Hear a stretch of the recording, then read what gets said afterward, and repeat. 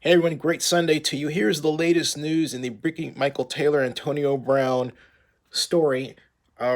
These leaked Instagram videos were originally posted on 9/11. They were written about, among other places, only a few other places, two others by Zenny62 Media on the Oakland News Now site and also on Zenny62 YouTube channel on that day. However, here's the latest news behind it.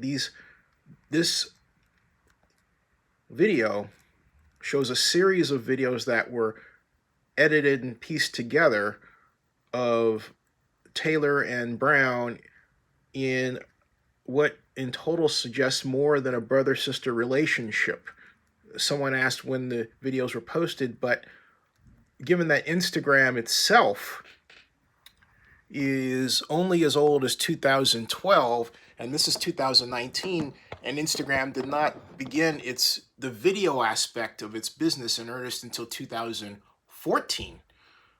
After having worked out and perfected technology in 2013, then we start to get to a few years back where those videos could have been made. In other words, they may have been made in 2014, but it's more likely that it was 2016 or 17 during the period within which she claims that Brown violated her. But I digress. The latest news that's coming out of the National Football League itself is that since April of this year, Antonio Brown and Britney Michael Taylor were involved in what have been described as settlement negotiations, and that the price that it had went up to, the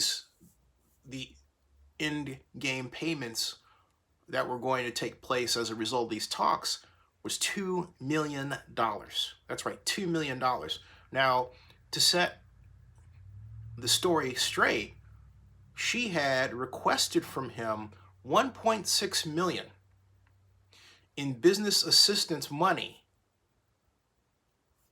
2 years prior to this point. That was in 2017, but he refused, being Antonio Brown, because according to reports, he learned that part of the money was going to go to property that they actually already owned. In other words, they told him, hey, we want to buy this property, but it turned out to be a complete lie. They already owned the property, and they're going to use the money for something else. So he felt like he was being duped and backed out of it.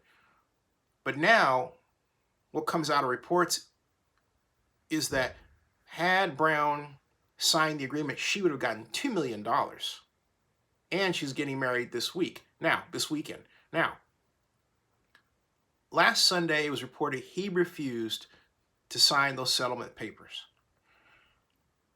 It comes as no surprise then, given that information, that we see these videos surface on, of all dates, 9/11. And they went out into the mainstream media by 2012. By 9/12. In other words, September 12th of this year, which is last Thursday. So the connection here is that Brown, we can assert that Brown himself pushed those videos out there as a message to say, hey, look, I'm innocent, and here is an example of what our relationship really was, as opposed to what her and her attorneys say it was. So Brown didn't sign that settlement agreement because he knew that what he was being asked to do was in total a lie. Subscribe to Zenny62 and stay tuned for more on this very sad situation. Sad because no one should extort money from someone else for any reason. Sad because, once again, we have a tale of, and I'm going to say it straight out as it is, a woman, an African-American woman, working to extort money from a man she claims to love. We've seen this now in the Antonio Brown situation. We saw it in the Reuben Foster situation.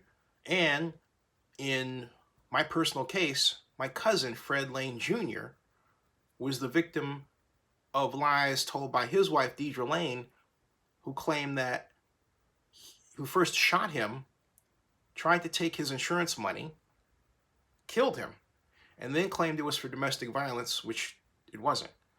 She has now since been released from jail. But he's dead.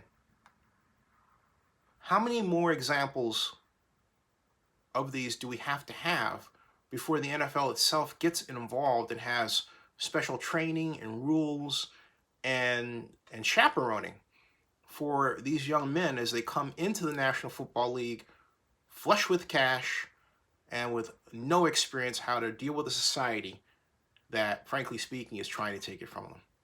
Subscribe to Zenny62 on YouTube.